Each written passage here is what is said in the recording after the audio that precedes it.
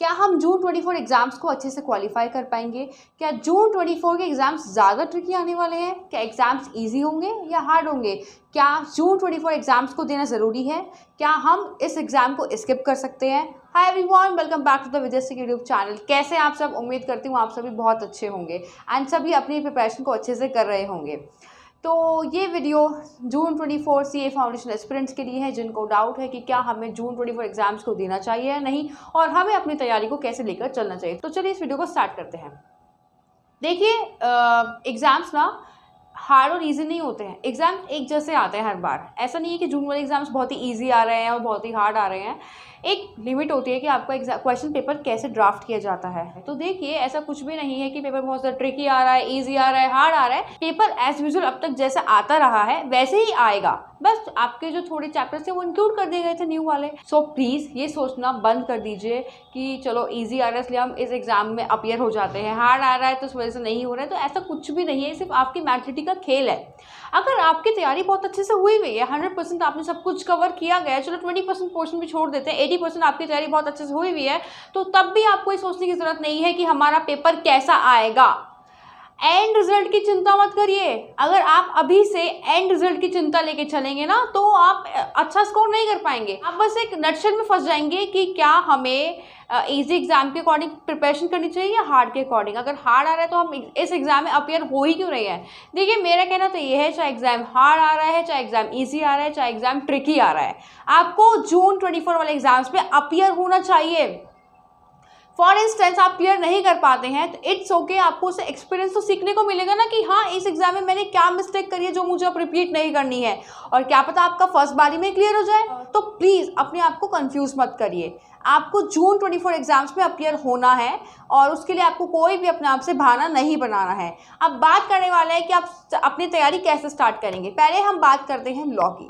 देखिए, लॉ में case study वाले क्वेश्चंस आने वाले हैं, थ्योरी वाले क्वेश्चंस आने वाले हैं। इंग्लिश आपकी नहीं आ रही है, आपको बहुत अच्छे से पता होगा। तो जो आपकी केस स्टडी वाले क्वेश्चंस आने वाले हैं उसमें 3 पॉइंट्स होते हैं जो आपको समझ में आना चाहिए कि कौन सा प्रोविजन अप्लाई हो रहा है, आप बॉडी में क्या लिख रहे हैं एंड लास्ट में जो कंक्लूजन है आप उसमें क्या लिखेंगे। तो ये जो 3 टॉपिक हैं ये आपको अच्छे से पता होने चाहिए। अगर आपने इनको अच्छे से रिवाइज किया है, इनको अच्छे से रीड किया है, इनको अच्छे से बार बार पढ़ा है, तो आपको लॉ में पास होने से कोई नहीं रोक सकता। अगर आपने लॉ को अच्छे से घोट के पी लिया है और आपने लॉ में साइड हेडिंग्स कीवर्ड्स को अच्छे से यूज़ किया है तो आप क्यों टेंशन ले रहे हो। डेफिनेटली आप अच्छे मार्क्स स्कोर करोगे, ठीक है ना। तो आपको लॉ में हर एक चैप्टर्स को अच्छे से रीड करना है, उसके बैक क्वेश्चंस को पढ़ना है। उसके बाद आप जंप करेंगे आरटीपीज एंड एमटीपीज पर। जो ओल्ड चैप्टर्स हैं उनको आप पीवाईक्यू से कवर करिए, जो न्यू चैप्टर इंक्लूड करे गए हैं उनको आप एमटीपी से कवर करिए, आरटीपी से कवर करिए जो आईसीएआई ने रिलीज कर दिए हैं। अब हम बात करते हैं अकाउंट्स की। अकाउंट्स में 2 मॉड्यूल हैं, 1 और 2। दोनों में से आपकी कोई एक तो बहुत अच्छे से प्रिपेयर हो गई होगी ना। जो अच्छे से प्रिपेयर नहीं हुई है उसको ट्राई करिए, उसको प्रैक्टिस करिए। राइटिंग में डेली आपको अकाउंट्स के एटलीस्ट 20 क्वेश्चंस प्रैक्टिस करने हैं। फिर आप दोनों मॉड्यूल में से चेक कर सकते हैं, अपने एवरेज निकाल सकते हैं कि आपको दोनों मॉड्यूल में से कितने चैप्टर्स आराम से आते हैं। एटलीस्ट आपको 70+ मार्क्स जितने चैप्टर्स कवर करने की, हाँ, आपके 70+ मार्क्स आराम से आ जाए, इतने चैप्टर्स आपके कवर हो गए हैं। अगर इससे कम चैप्टर्स आपके कवर हुए हैं तो कोई फ़ायदा नहीं है फिर आप सितंबर एग्जाम्स में अपीयर होना, क्योंकि एकदम से कोई मैजिक नहीं होने वाला है कि आप अभी तक नहीं पढ़े और अब पढ़ेंगे तो आप जून एग्जाम्स में पास हो जाएंगे। क्योंकि डेडिकेशन चाहिए होता है, 100% डेडिकेशन चाहिए होता है। अगर आप अच्छे से अपने गोल पर फोकस कर रहे हैं तो आप पास हो जाएंगे, बट अगर आप हंसी मजाक में ले रहे हैं तो कोई कुछ नहीं कर सकता, राइट। दूसरों ने कह दिया कि बहुत इजी, अगर आप अब से शुरू करेंगे तो आप डेफिनेटली जून में आराम से अपीयर हो जाएंगे, एग्जाम्स में पास भी हो जाएंगे। वो आपके हाथ में बात होती है, राइट। दूसरे का तो कहने का काम होता है, बताने का काम होता है, एडवाइस देने का काम होता है, लेकिन उसको फॉलो करने का काम तो आप लोगों का होता है ना। अब बात करने वाले हैं हम अकाउंट से मैथ्स पर। क्वान्टिटेटिव एप्टीट्यूड जिसका नाम है, 3 सेक्शन है, LR, stats and mathematics.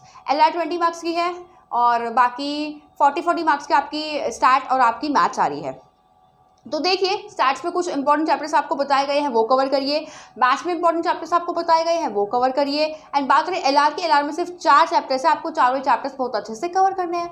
5 marks के वो चैप्टर्स हैं, तो उसमें कुछ ज़्यादा ट्रिकी वाली बात नहीं है। हाँ, मैथ्स आपको पूरी कवर नहीं करनी है। जो जिनका मैथ्स अच्छा नहीं है, जो नॉन मैथ्स वाले एस्पिरेंट्स हैं, उनको सिर्फ लिमिटेड चैप्टर से प्रिपेयर करने हैं, स्कोरिंग चैप्टर्स प्रिपेयर करने हैं। अब बात करते हैं हम इको की। इको में आपको क्या करना है। देखिए, इको में आपको ये करना है कि हर एक चैप्टर की रीडिंग बहुत अच्छे से करनी है, ठीक है ना। उसमें जो चैप्टर 4 है, जो चैप्टर नंबर 5 है एंड चैप्टर नंबर 1 है, मोस्ट इंपॉर्टेंट चैप्टर है। देखिए पांचों चैप्टर बहुत इंपॉर्टेंट है अपनी अपनी जगह, वो पांचों चैप्टर इंपॉर्टेंट है, लेकिन किसी में कुछ नॉलेज डाली हुई है, किसी में कोई पॉइंट डाला हुआ है जो इंपॉर्टेंट है। जितने भी इकोनॉमिक्स के नेम है, जितने भी ईयर्स हैं, आपको सब अच्छे से पढ़ने हैं। एक टेबल बना लीजिए, जहाँ पर भी आप बैठ के पढ़ते हैं वहाँ स्टिक कर लीजिए उस पेपर को, एंड डेली आपको उस पेपर को रिवाइज करना है। तो इको में बस यही काम है कि आपको डेली उसको रिवाइज करना है, रीड करना है, रटना नहीं है। और बाकी जब आप चैप्टर पढ़ लेते हैं, उस चैप्टर के बैक में जो क्वेश्चंस दिए गए हैं वो आपको बैठ के पढ़ने हैं। लास्ट ये है कि मैथ्स में आपको जितने भी फॉर्मूला है, जितने भी कैलकुलेटेड ट्रिक्स है, सब अच्छे से पता होनी चाहिए। अपना एक भी पॉइंट वीक मत छोड़िए। जितने भी डेज रह गए आप अपना बेस्ट डे परफॉर्म करिए। आप डेज मत गिने कि अरे कितने दिन रह गए। आप आज से शुरू हो जाइए, जितने टाइम अब आपके पास रह रहा है अभी से शुरू कर दीजिए। 14 आवर्स अ डे पढ़ने का ट्राई करिए। मतलब आप जितने दिन पढ़ रहे हैं ना पूरे दिन में, वो टाइम मत गिनिए, उस टाइम को काउंट मत करिए, बस पढ़ते रहिए पढ़ते रहिए पढ़ते रहिए। अगर खाना खा रहे हैं कोई बात नहीं, खाना खा लिया, पढ़ने बैठ जाइए। पढ़ के थोड़ा सा बोर हो गए हैं, आधा घंटा ब्रेक लेना चाहते हैं, आधा घंटा ब्रेक में आप वो ट्राई करिए लिखने का कि आपने क्या नहीं पढ़ा और आपको आगे क्या पढ़ना है। ठीक है ना, आपको इस तरह से अपनी प्रिपरेशन को लेके चलना है। अगर आप ऐसे चलेंगे और ऐसे इफेक्टिव स्टडी करेंगे, डेफिनेटली आपको पास होने से कोई नहीं रोक सकता। अगर आपको ये वीडियो ज़रा सी भी अच्छी लगी है तो इस वीडियो को लाइक करिए, ज़्यादा से ज़्यादा शेयर करिए, सो दैट सभी एस्पिरेंट तक ये वीडियो पहुँच पाए, एंड हमारे चैनल को सब्सक्राइब करिए। Thank you.